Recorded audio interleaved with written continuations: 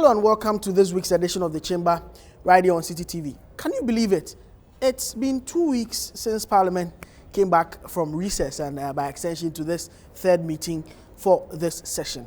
We are bringing you everything you need to know about what transpired in Parliament this week. But that will be after this short break. We'll be back. This is The Chamber. My name is Mensah Opoku.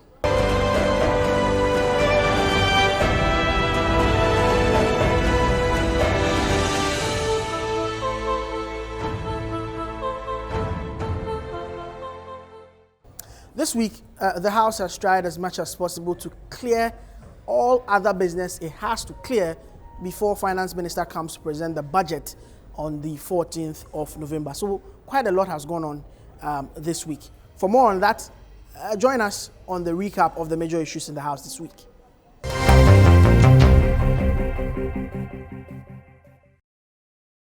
The onset of the rains at an unusual time in the year, the month of October, has resulted in flooding in parts of the country, claiming some lives and destroying property.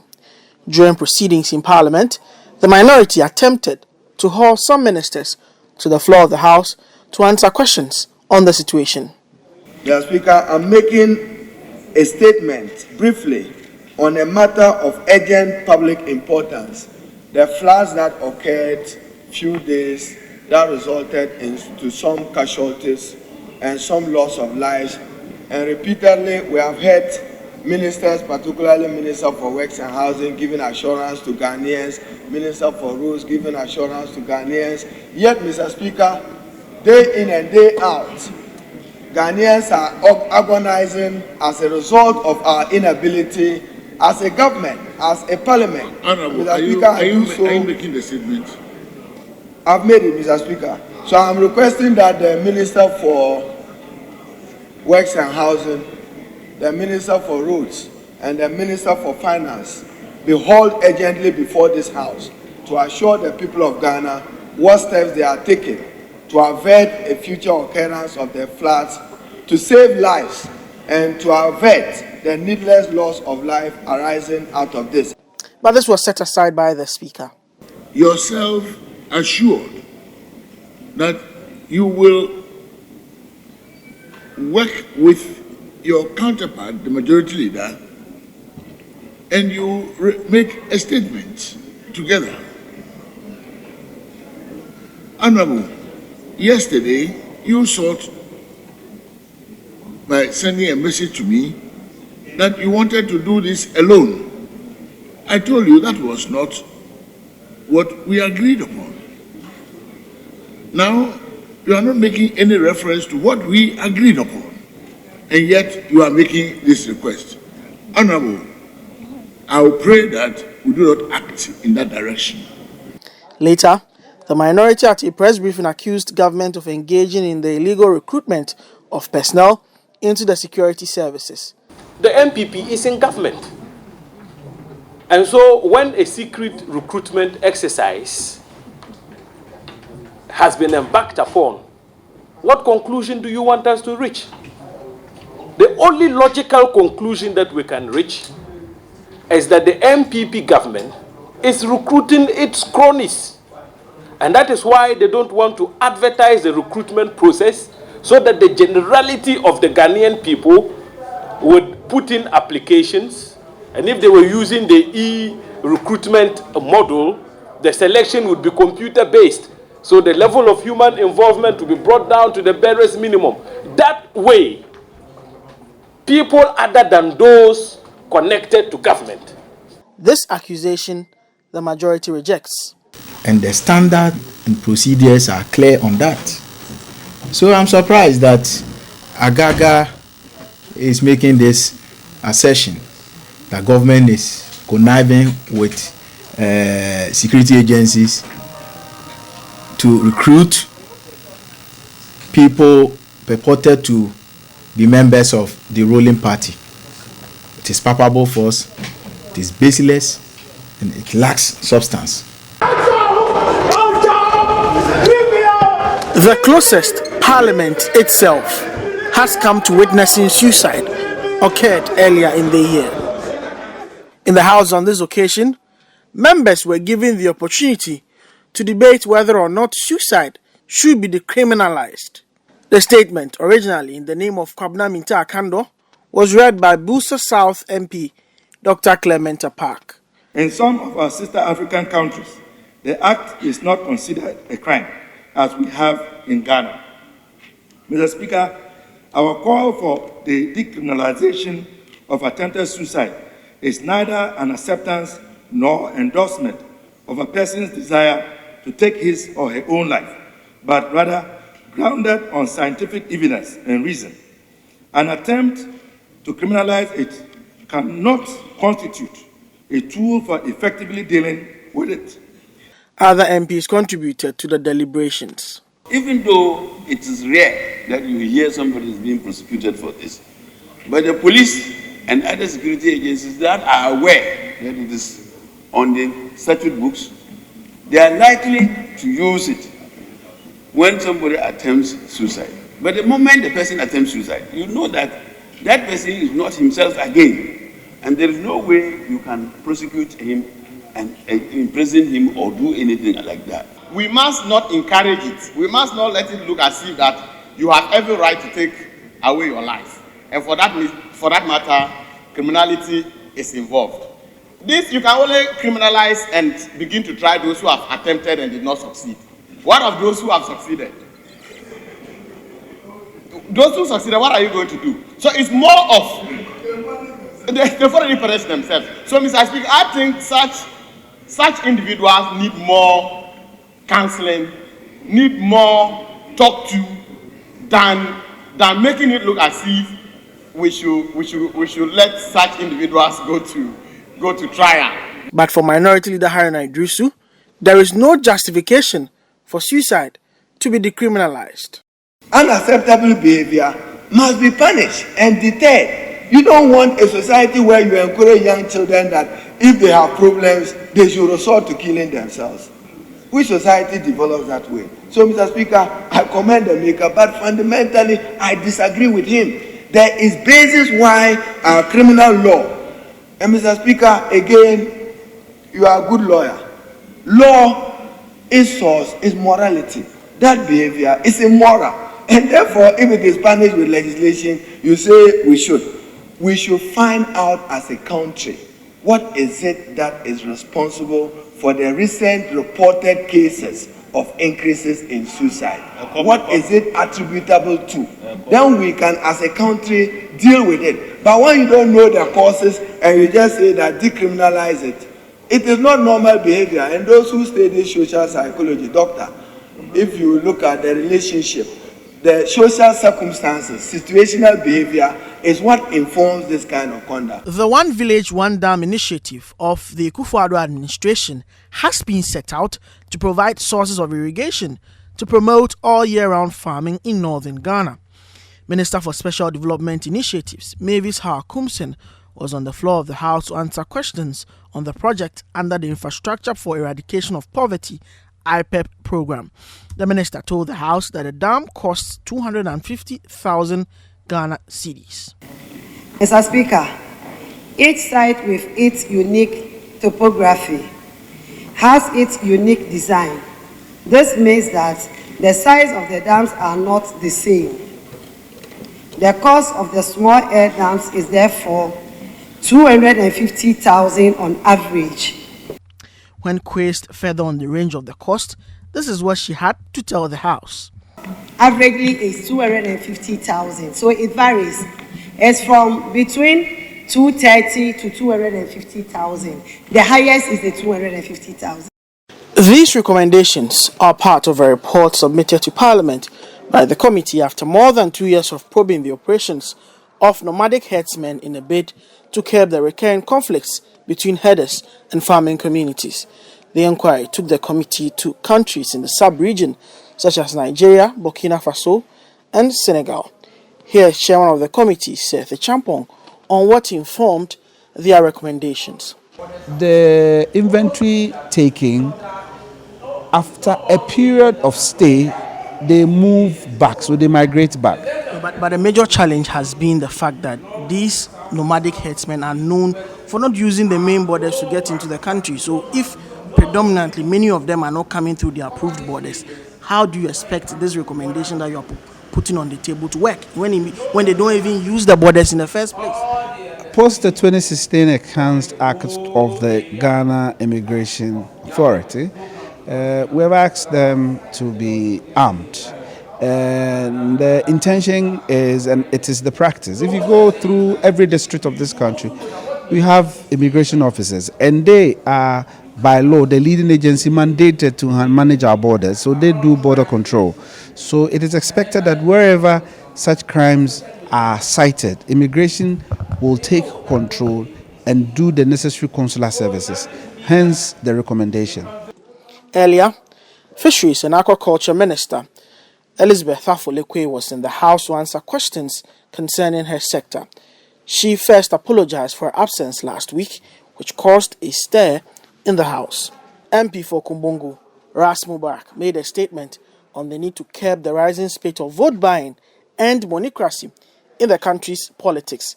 The statement drew contributions from his colleagues. Mr. Speaker, as lawmakers, it should be part of our duty to help in the education of the relevant provisions of the laws that Parliament has enacted to our constituents and the general public. Mr. Speaker, last week I was in my village, and this might sound funny, but it goes to the core. At that village, Mr. Speaker, I went to commission an electrification project. When I got there, the youth were very, very unhappy with me. The reason being that in the adjacent constituency, a colleague of mine had done very well, and I commend him, by getting them a sound system. And the next village which is adjacent, their complaint was that in the night, when the other village engages in playing record dance, all the women from my village, they move to that village. It sounds funny. I tried to explain to them that, look, I've come to commission electrification for you. We had constructed the road for you, and they told me that the road had even exacerbated the situation because the asphalting of the road had made it feasible for the ladies to ride their bicycles to the next village and back. Mr. Speaker, it tells you that as a country, we still have a lot to do. We still have a lot to engage.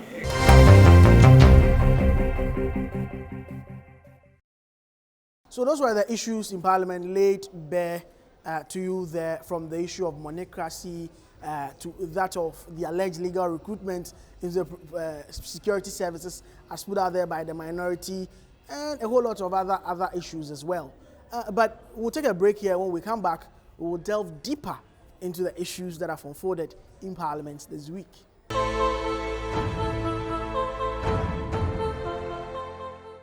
Welcome back from that break. Now we will take a deeper look at the major issues that have transpired in Parliament. First, the Defence and Interior Committee, after 2 years of work, presented its report on the conflict between nomadic herdsmen and some farming communities in the country. Well, I caught up with the chairman of the committee, the Honorable Seth Champon, Member of Parliament from Praiso. We had a discussion about the report and other issues that have got to do with what the Defence and Interior Committee has been doing. Again, from the floor segment this week, I sat down with two MPs on the Defence and Interior Committee, one vice chairman, the other member of the committee, to look at the issues surrounding the allegation that was flagged by the minority in this week that government is actually spearheading the recruitment, secret and legal recruitment of people into the security agencies. We also looked at the matter of monocracy and vote buying that is taking a firm root in our politics. Let's go to the major issues from the floor of Parliament this week.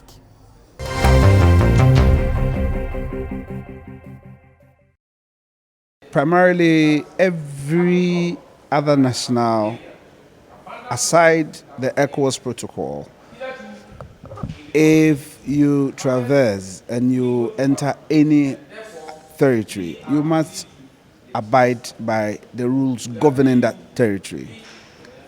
Because of the imaginary nature of our borders, it is incumbent upon our law enforcing agencies to identify any human being or other object or living entity that enters our jurisdiction, they need to be marked as such.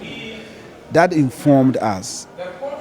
Underpinning that decision is a practice in Senegal that we learned when we visited Senegal. In Senegal as a country, Mauritania as a country, Mali as a country, and Niger, they hold on to the good old practice grazing routes, where nomadic herdsmen moving from, say, Mauritania during maybe the ceremonial period of the Eid al-Adha, they come way ahead of time.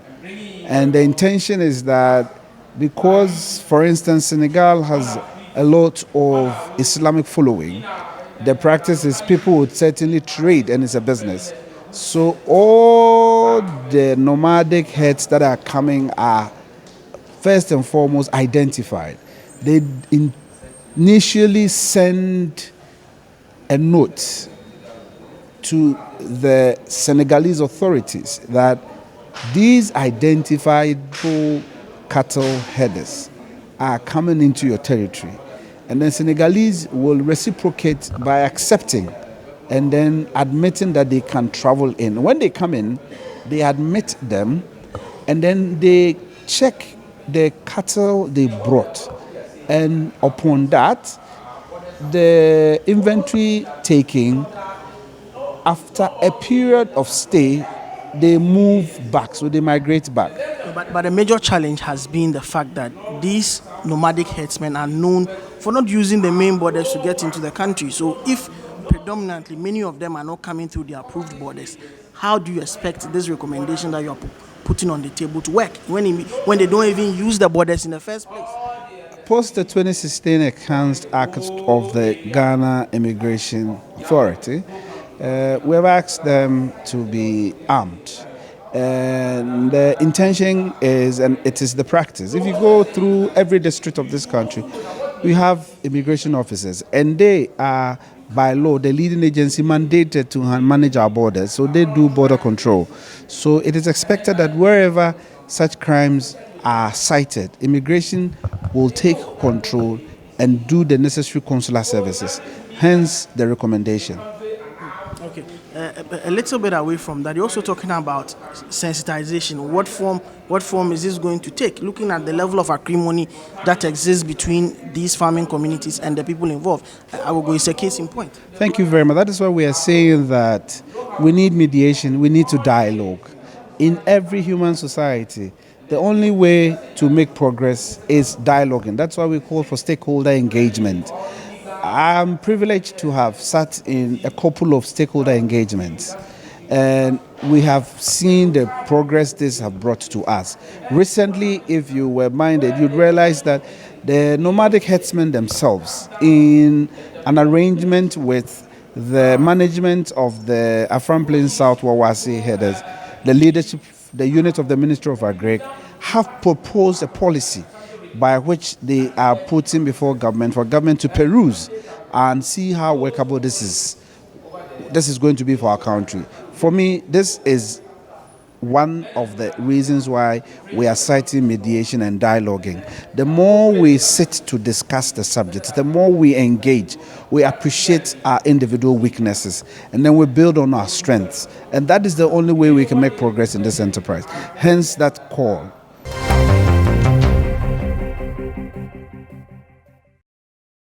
Is it the contention of the minority that recruitment, people are being trained without going through the process of recruitment into the country's state agencies, security agencies, for which we know that there is a standard procedure for bringing people in? Is that the contention of the minority? Yeah, thank you very much. Yes, that is the contention of the minority. Information reaching us suggests that the security services, the police, the immigration, and then the prison service are recruiting secretly without any publication. You can tell me secretly because there has not been any publication, there has not been any advertisement, and you and I know very well before any such activity will happen in this country, it will be cause for advertisement publication, so that every interested Ghanaian will also know that such thing is happening, and then they can apply, whether online or whatever it is, they're going to buy a form or whatever it is. But unfortunately, this 2019, there has never been any publication for that matter, and it has not come to the attention of even the committee that there will be any recruitment of that nature this 2019.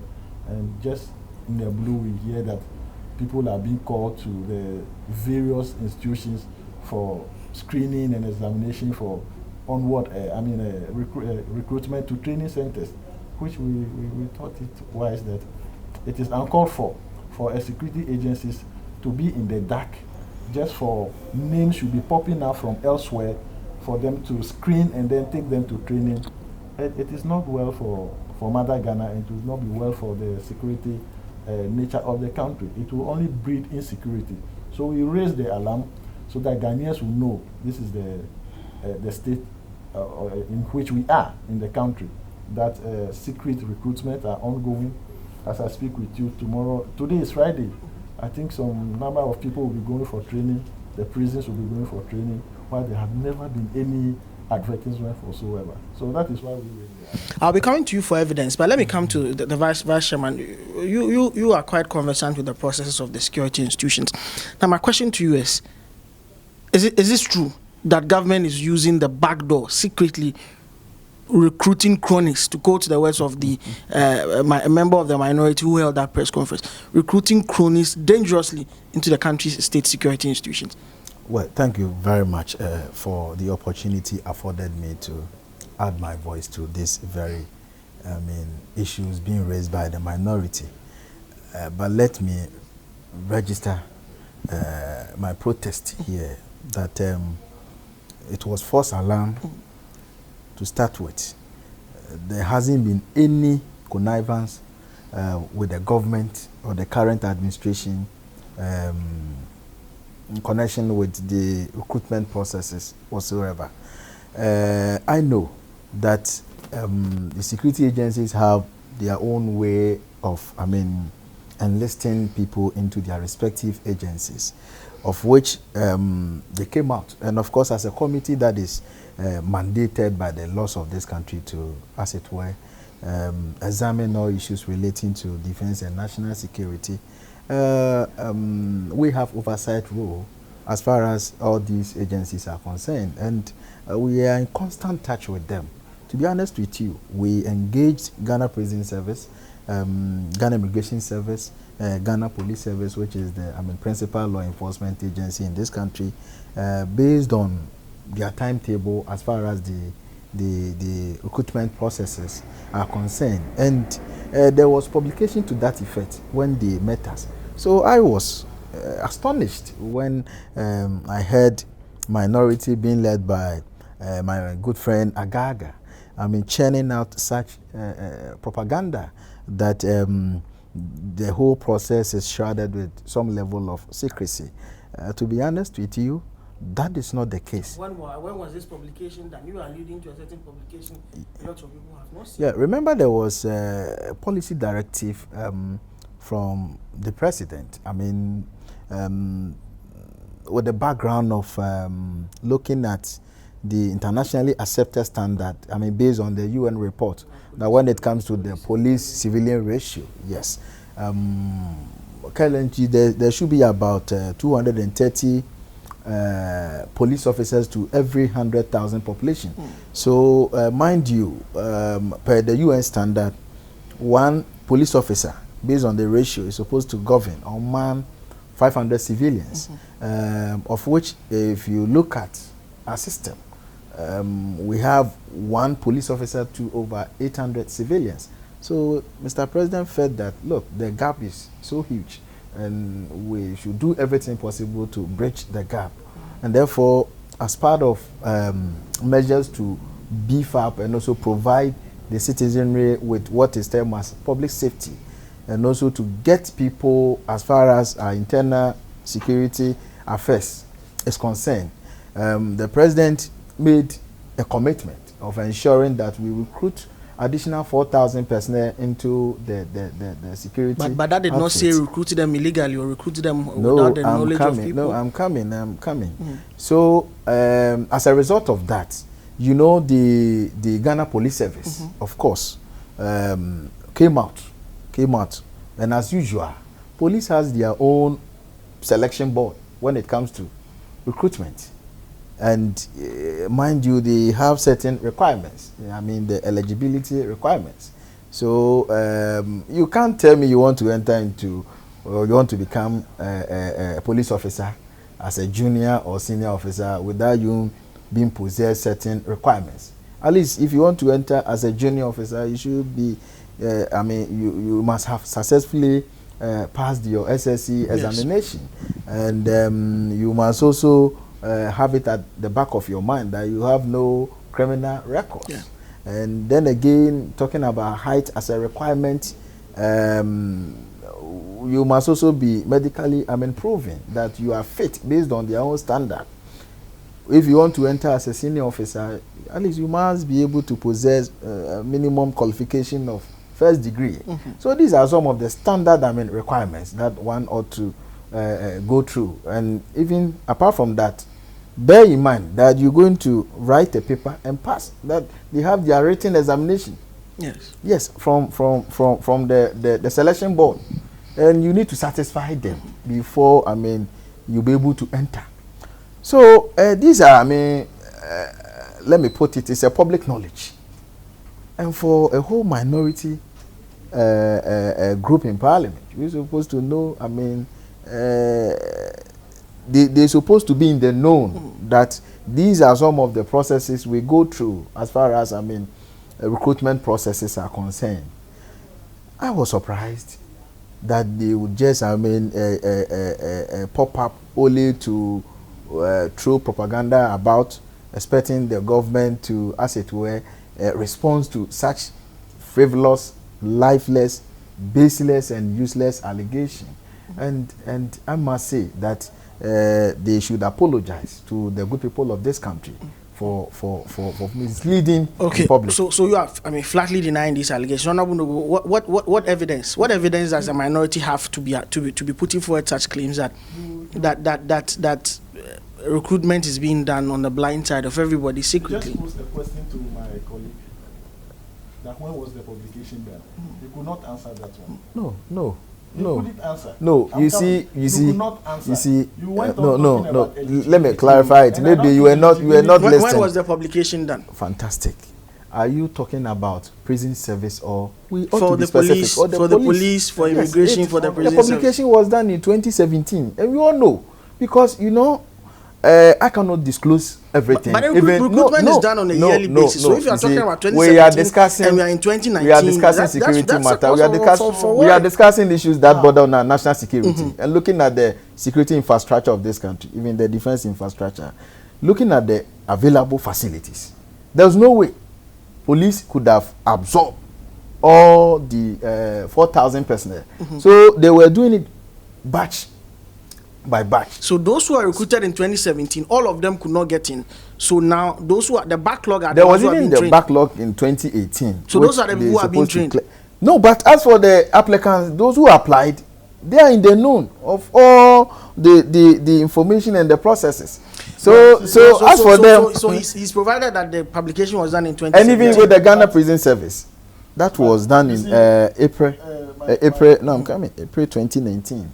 And apart from that, we could also rely on respective public affairs directorate of these security agencies.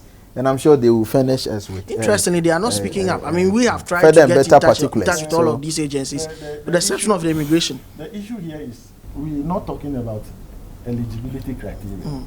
We are talking about secretly recruiting. Because when something is in secrecy, it is not known to the public. And if you cause the advertisement of such thing, it means it is known to every interested person who want to do. If you publish recruitment in 2017, know that from 2017 to 2019, status of those people have changed. You just talk of how? Yes, you just talk of age. Age is a factor. And if 2017 your minimum age is supposed to be 21 years, or let's say 25 years, and you are in 2019. How many years is being added? 2 years. 2 years. So meaning you are disqualified. No, it doesn't change anything. You are disqualified. No. The moment you apply, based on the age you used to apply. Let him. There he goes. Let him conclude on the point he's making. Misleading us again. No, you cannot repeat the same publication in 2017. It has never happened in the They've already entered into the system. Backlogs. They've entered into the system. Clearance was given based on what you have given, what the police service or the immigration service has given to the government. We want to recruit maybe 500 personnel this year. The government will give you clearance for those 500 personnel. So you cannot tell me, if that is the case, then why is it that when maybe you apply for maybe tertiary institution and you are not been picked, the previous year they don't come back to pick? No, there's reserve, there's waiting list, there's reserve, there's reserve list, there's waiting list at the university. Yeah, people are put on the waiting list. So the backlog could be described as a waiting list. No, the waiting list means that if somebody is not able to pay the admission fee for a specific period of time, you have the chance to you are comparing oranges with apples. No. People have asked the minority for your proof, for your evidence. As I'm here, to subject you to the strict test of proof of and evidence. People have asked that the minority provide evidence to back these claims that they are making. And I'm happy that you are subjecting them to strict proof. Yesterday, their issue was no such recruitment was ongoing. As at yesterday. Who told you? Yes, as at yesterday, that was the position of some of my colleagues from the other side. Well, so is NDC recruiting people or what? Now, I'm not talking about my colleagues. He's talking about MP, but that is not within your purview. Honorable Samuel, let the point be made clearly. Now they are talking of backlogs. Now, backlogs. Let me say that in 2017, I have applied. You are calling me by telephone. Probably my phone got lost. You may not get me. What prevented you from publishing all those who qualify in the various institutions, on the various, services or maybe training centers, or even in the dailies, that these are the people who have qualified and these are the people we are going to screen this time? You didn't do it. So now you buy the argument that the 2017 backlog can still be factored in. It's just that they were not published. No, it cannot be factored in. Given the fact that we have accepted their claim, you cannot do it just like that. There must always be publication. The people must know. Interested parties must know. The fact is, look, I have here, let me give you the issue of somebody going for training. And where's the source of this? Where is this coming from? Where's the source of this?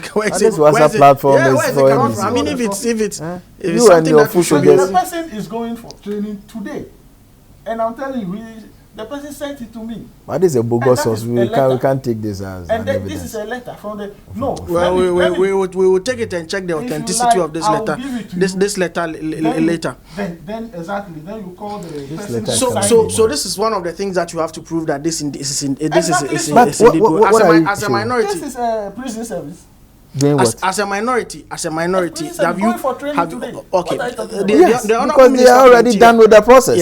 Yes. Let me recruitment process. Let me ask this question. Honorable Minister for Interior. For information. Yes. I'm coming. The Deputy Minister for Information today was on Metro TV saying that the government will save the people their cost of medicals, purchase of forms, etc. Look, I did medicals in 2017. 2018 or maybe 2019, maybe January, February, I got pregnant. My medical status has changed. Am I taking the pregnancy to training school? So you cannot say that the process has been completed in 2017. For that matter, we should use that process in 2019. Well, status of those people have changed. Yeah, but that's the argument that is being made. The Honorable, wouldn't you agree, especially on the point of how people's medical status changes every time? Now, this is 2 years. 2 years, and people who did medicals 2 years ago, you will not even conduct another medical. They are going into the service. Well, I'm surprised. Is it not compromising the quality of men going to our security institutions? On what? No, that is not the case. You see, once you applied and you've entered into the system, the age that you used to apply becomes static. I mean, from standpoint, yes, and they are the very people that I mean, they've examined. But they were not commissioned in 2017. They were not. They didn't pass. It doesn't change anything. It does not. If over 60,000 applied, based on the police forms available, yes, over 60 applicants applied, and out of 60,000, 4,000 have been chosen. Once you are part of the 4,000, of which is also subject to some level of scrutiny, yes, based on the available facilities to absorb them. So the police were doing it batch according to batches. Yes. So the process is still ongoing. It's an ongoing process. No, I'm coming. I'm coming. The people have completed all the processes. I'm coming. Then again, you see now they are shifting goalposts. No, listen. Even your figures are not right. Initially, look, I was happy that yesterday, the Public Affairs Directorate of Ghana Prison Service, came out to clear. And the Immigration Service has also spoken up about the fact that they are admitting the backlog. They have cleared it. The Interior Minister also yesterday spoke that there's a backlog. It looks like the minorities. They are not even consistent with the figures. Because we were told that the prison service. Why are you interjecting? Those officers. Why are you interjecting? The prison officers. Please, it's my turn. So why are you interjecting? Whatever it is, may not come up to corroborate what we are talking about. All right. Okay. Their job is on the line. You see. This is a wicked propaganda. They have an agenda to indict the security agencies of this country. Where from all these allegations in the first place? Okay. So for you, it's unfounded. Let me take final words. The Minister for Interior has thrown a challenge to the minority that if indeed you believe in your accusations, haul him onto the floor of Parliament. Are you going to take that challenge? Is the minority going to take that challenge? We'll do that definitely. We'll call him before the Parliament to come and answer questions. No, you file your question, then the man is available to answer.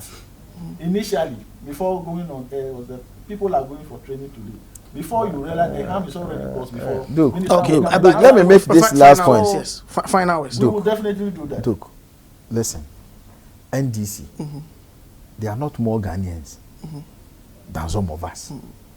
According to NDC's logic, once you are purported to be a member of MPP or you are aligned with MPP, whether you qualify under the laws of this country for enlistment, the fact that you are seen as MPP person, you should be denied. But why should you be going? No, but that is their logic. Why? To a security agency. No, but how can you say? I'm asking whether. Well, I have not seen any government appointee on the selection board. Okay. Yes. So myself, I'm also surprised, and I've not also seen that there's ongoing recruitment ongoing at the Jubilee House or even Parliament House here. It's rather at the headquarters of these respective security agencies. Where the names have been submitted to them to work on. You see, this kind of propaganda will not help you. The names have been submitted to them. We have challenged you to suffice it with. We have challenged you to back your claims with hardcore evidence. But as it stands now, nothing of that sort. Yes. So the minority has taken up the challenge of the Interior Minister, and I'm sure the majority will also have some questions to ask the Interior Minister. If the House, the leadership of the House and the Speaker finally agree to program the Interior Minister to come and answer questions on this very critical matter, because who enters into the country state security agencies is very, very important and very critical. Let's look at another issue which also came up on the floor of Parliament. One of the MPs who lost his parliamentary primaries, the Honourable Ras Mubarak, actually put out a statement on the floor of Parliament, which got a lot of, attracted a lot of attention. Gained a lot of traction on the floor about vote buying and monetization in politics. Let me test the minds of my panelists, the honourable MPs on these issues. Let me give with you, honourable Nugbe. You are finished with your. You are finished with your. This cap pass me. It will not. Once you are here, you have to say you must. Well, he has done his primary, so you have. He's at liberty to do justice to the issue. You went through your primaries, albeit in a very I would say sad manner, because your initial contender lost his life a few days to the primaries. I'll be very direct. Did you pay money to your delegates? Are you going through the process of getting you elected as the parliamentary candidate for the NDC for the 2020 elections for the NDC? You didn't pay any money to any delegate. Let me just take you back from 2015. Even this morning. It is every time we give money to our people. At any given point in time, you engage them. You have to refresh them. You invited somebody from a very far place just for a meeting. Give the person transport. I don't think it's a form of we are paying them to. So you don't. I mean, the Honourable Asmara cited an example of an MP, I think in Finland, somewhere in the Scandinavia, who has had to resign because he bought fruits for his constituents, which many termed as vote buying. Would this matter of issue that you are bringing up about paying for tea and refreshment and you don't see that as vote buying? Well, I don't see our culture and the environment in which we find ourselves. There are certain things we cannot compare ourselves to the Western world. Definitely not. If you are telling somebody to move from a distance to your place, just for the person to listen to you and also give you his stamp, there's nothing wrong if you give that. So for you, vote buying is not a problem. We are not buying monetization is not monetization of politics is not a problem. Is that your contention? Monetization of politics is a problem to everybody in this country, but we are not buying vote. We don't buy vote. If I give you some money for a work being done for me, I'm not buying you. I'm not buying your conscience. Your conscience is still with you. The only challenge that we have now is how the electorate see the MPs as a ATM machine. That is the only problem. How do we solve this problem? Yeah, MP is not part of the problem. You go promising people all sorts of things when you are campaigning. So they will come and take their part. We are all part of the system. We are part of the problem because we go and then promise them heaven and earth because we wanted to win power. Even things that MPs are not supposed to do, like road construction, other things, we again promise them just because we wanted to. So we all have to learn from these things, conscientize the populace, especially the electorate, tell them that this is the role of an MP, this is the role of... So if you are seated in your house and you are called for a particular action to be taken for one thing or the other, you know this is your role and you are going to... Okay, I'll come to you now, Honorable Collins. Your primaries is coming up. I mean, there are issues that people have. We will talk about that later, but your primaries are coming up in April next year. Are you going to pay money to your delegates? You remember that the last primary we went to was very, very heated. This primary, April 2020, are you going to pay money to your delegates? Well, this is a very mischievous question. Oh, how? Because why do you ask me, am I going to pay money? Because it was mentioned on the floor of the House that some of you pay money to your delegates, some of you camp delegates, feed them, give them pocket money, bring them to... We pay money every day. Are you going to pay money to your... On the most serious note, monetization of our democracy poses a serious threat to even our national life. Are you not part of the problem? Are MPs not part of the problem? My late father, Kwabena Usubanahene, once opined that, look, whoever controls your stomach, controls your head. I mean, this very statement is pregnant with a lot of, issues. We need to be very careful. If you don't take care, a time will come. Makola KJTL women will take over parliament. Because the moment you reserve the seat for highest bidder, then it means democracy for sale. It's a dangerous path that we are charting as people. Why must it become very expensive to run political office? Somebody spent 300,000. I mean, I'm sure. Averagely. Even today, I had these are huge today I had 4 million Ghana cedis from one of your colleagues. It's possible, and even you are not guaranteed that with such spending, you would automatically emerge as a winner. Why are we doing this to ourselves? Demand here and there. But where does the solution start? Well, I think we need public education. I don't want to believe that the public is much aware of the work of a member of parliament. Mind you, as an MP, at least you represent three things. First of all, you represent your state, and that is the reason why you have been given legislative powers to enact laws. You represent your constituents, and therefore, their welfare should be of paramount to you. Then again, you represent your party, because we are practicing multi-party democracy. Yes. So he is an NDC MP, I'm an MPP MP. Yes. Now, as to whether we are development agents or we are not, I beg to differ. The fact that you are giving, small, statutory funds to embark on certain projects makes you become partially. But some of your colleagues campaign as if you are development agents. When I come and fix your road, when you know that is not the duty of MPs to be fixing roads. Yes, but you are not. We are not principal development agents like that. Yes, like you're like the MCs and the rest. Even per the Road Act, individuals are not supposed to construct roads. But you tell your constituents you fix roads. When you campaign, you say, maybe it's during my term that we have fixed this road for you. So based on our manifesto that we all know, let's say your roads are in a very deplorable state, and when you vote for us, we'll make sure that we fix it, we construct it, to make it more trouble. No, I always say we, because as a team. But because parliamentary candidates are the faces of, the campaign in their respective constituencies, the pressure would be on you. That maybe the presidential candidate did not engage us in this small group. You came here as a candidate and you promised us that when you are voted for, you're going to do A, B, C. But the reality is that institutions have been mandated to play a specific role. The assemblies are there. They are development agents. They task the people. Sometimes government pump money from the central to them. Then again, as an MP,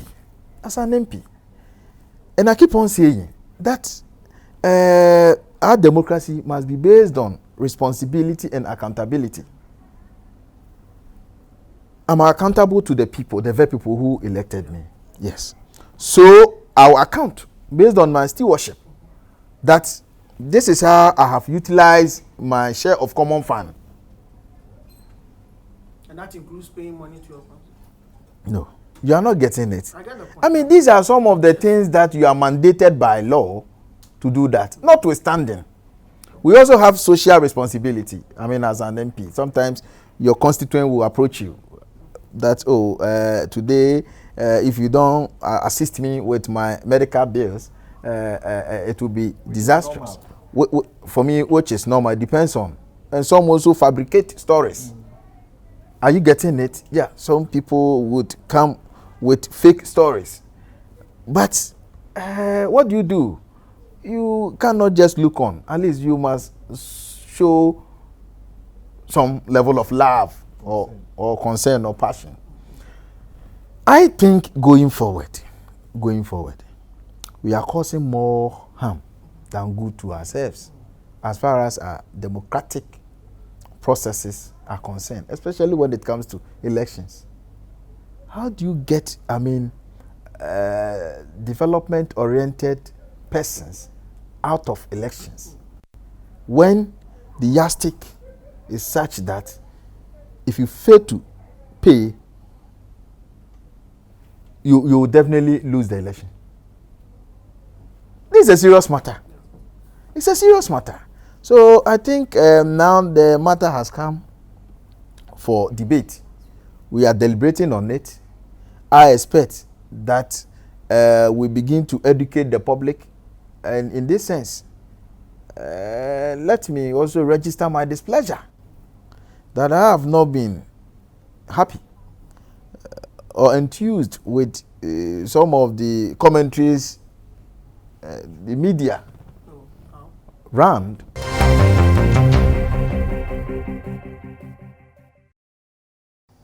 Very interesting conversation there, you would agree with me, regarding vote buying and also the critical matter of whether there has been secret recruitment into our security agencies. We'll take a break here. When I come back, I would tell you what I think about some of the major issues that have transpired in Parliament this week. Welcome back from that break to Duke's View. Today I have just a couple of issues I want to, of course, share my views on them regarding what has been going on in Parliament this week, the second week since the House came back from recess. The major issue has got to do with vote buying and monetization of politics. In my view and the view of the production team, this is what I should be speaking to during this session of this program. I think that, the way things are going is not the best. The statement was brought onto the floor of the House by Ras Mubarak. Now, Ras Mubarak has just lost his primaries in Kumbungu, and immediately in the aftermath of losing that primary, he said that he was a victim of vote buying. So obviously, it makes sense that he will bring the issue on the floor of the House. But I think that on this matter, we are playing ostriches. Members of Parliament, the Ghanaian political class, the politicians in this country. It will be very hypocritical for them to say that this phenomenon does not exist. It does. And it will also be very, very hypocritical for them to say that they are not part of the problem. Of all the members of Parliament or all the members who are in Parliament now, I don't know who will be bold enough to come up and say that they did not pay money to delegates or induce delegates to want to vote for them or to want to bring them to the House. People say all sorts of things. Aspirants who want to get into Parliament say all sorts of things. People say all sorts of things in order to get the buying of voters. Some give money. People pay a lot of money. In fact, one of the aspirants who has just won a parliamentary ticket for one of the parties said he spent as much as 300,000 Ghana cedis. 300,000 Ghana cedis.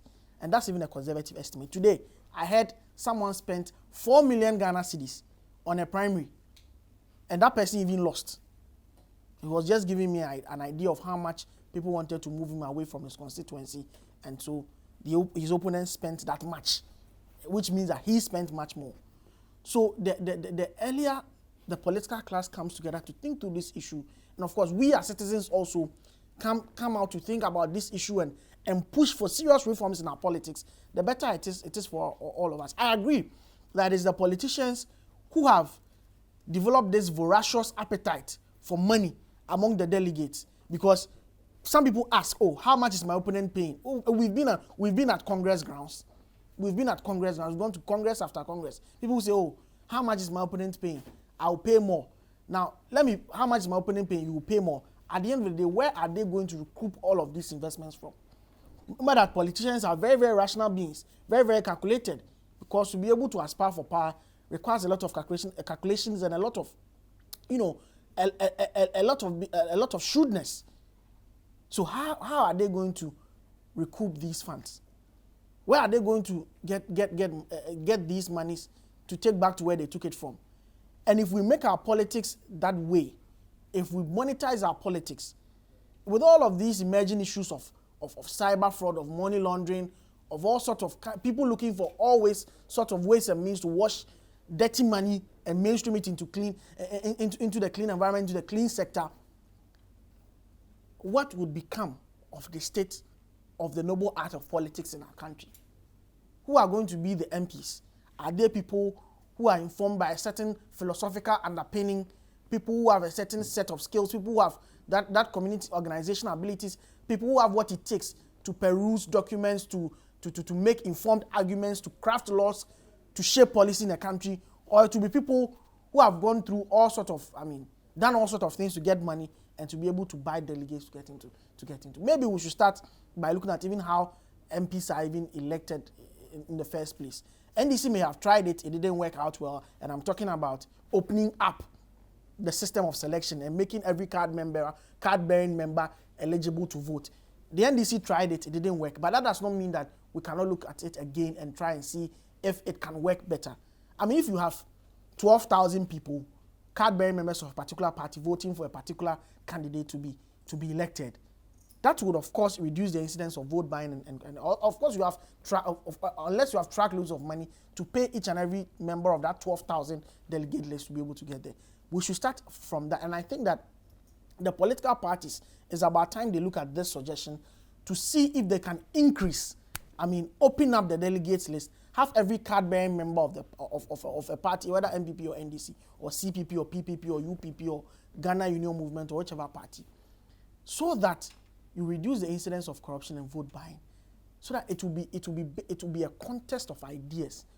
It will be a contest of ideas, as politics ought to be, and not about the contest of money or who has more money or who can pay better or who can outpay someone. So that at the end of the day, it's all about grabbing, and when they come in, they have to recoup, and the nobility associated with serving people, associated with the contest of ideas, which is what politics in this altruistic state ought to be, will not be lost.